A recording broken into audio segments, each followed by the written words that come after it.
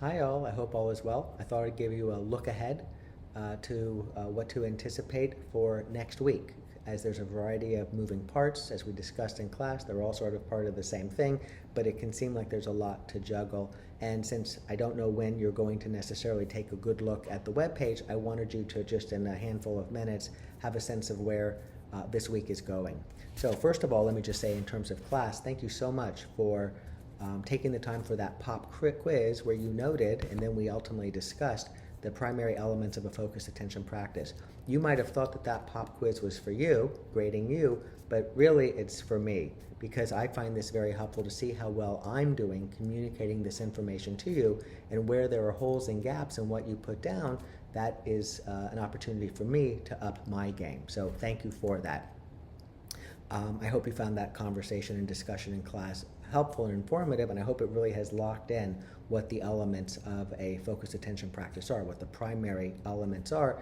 Even now you might want to pause this and see if you can come up with them yourself, because this is of course the way that we can catch holes in things and reinforce. All right, so I'm looking at the class webpage. Where are we going? Well, we have two chapters we're going to read from, chapter 3 on relaxation and chapter 11 on listening, but there's only 4 or 5 pages, the beginning 4 or 5 pages of each of those two chapters. So when you get to those, and I think the earlier you get to those, the more you can apply a little bit about what you're learning, but whenever you get to those, know that you're not reading the whole chapter, you're just reading the designated pages.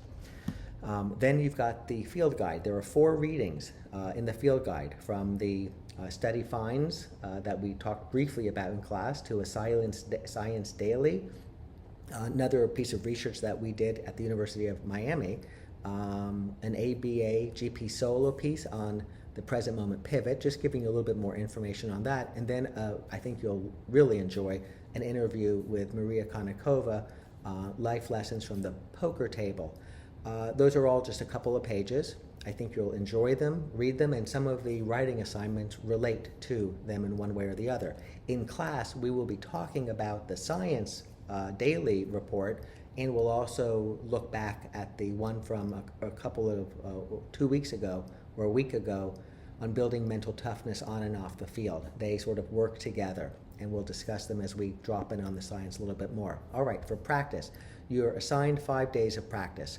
3 will be the 6 or 12-minute focused attention practice. Whatever you're choosing to do, continue to do that. And this will be the last week that the focused attention practice is the primary practice, so it's a good time to try to nail it down in certain ways, have a lot of experience with it, and because you can build on that with our other practices that we'll be learning. But on 2 days, it's a little different. One of them we discussed in class. That's where you're taking your field guide, you're taking your crayons or your markers or your pencils, you're going outside, you're sitting near a tree or in front of a tree, and you set your timer for 12 minutes because this is a 12-minute practice, but we could call it an engaged practice because you're doing something during the practice period. And you could be doing it without it being an explicit mindfulness practice, but here you're doing it and it is an explicit mindfulness practice. This is where your understanding and ability to recall the elements of a mindfulness practice allow you to more fully appreciate how it is that this sitting and drawing the tree and the environment over those 12 minutes is a mindfulness practice. And when you're done, you'll go back and you'll do this in the notes at the back. There's a page that is largely wide open for you to fill it. And then you go back to the practice journal and you'll make it an entry, 12 minutes, wherever you are, whatever time it is, and you'll note your observations. The other one, which we didn't discuss in class, is watching a 12-minute video that I recorded a while ago on establishing and sharing my own thoughts and experiences with a mindfulness practice. I thought what I would do is this. I'd put it up there, and because it was 12 minutes, that would be an engaged, focused attention practice as well.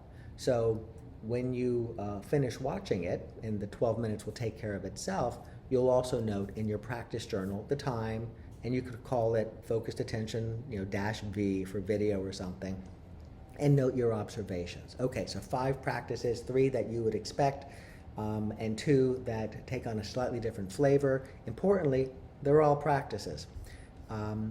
Then we've got the PMP 2.0. So here we talked in class about how you can continue to do the exact same thing you've been doing. That works really, really well. But if you want to, you can make it a little bit more of your own by modifying the settle portion.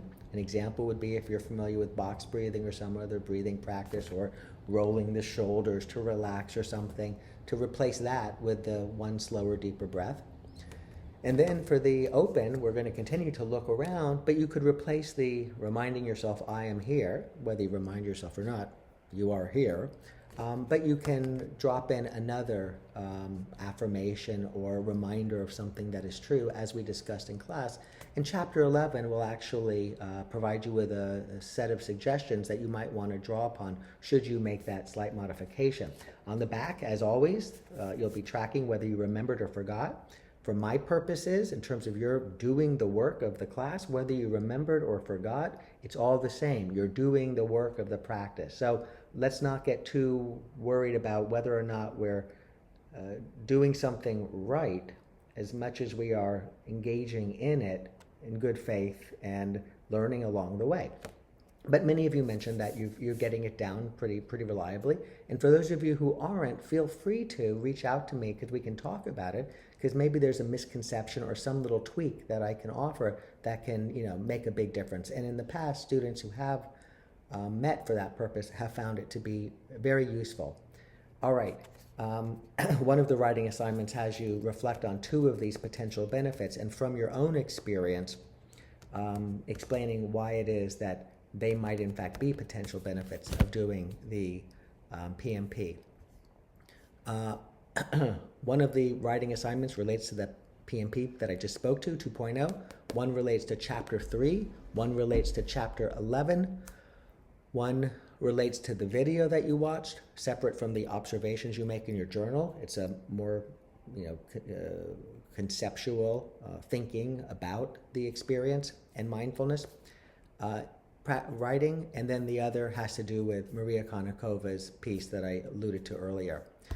A couple of reminders. 1, you're practicing do not disturb. Set aside one day or a portion of a day. I'd put it on your calendar so you don't forget.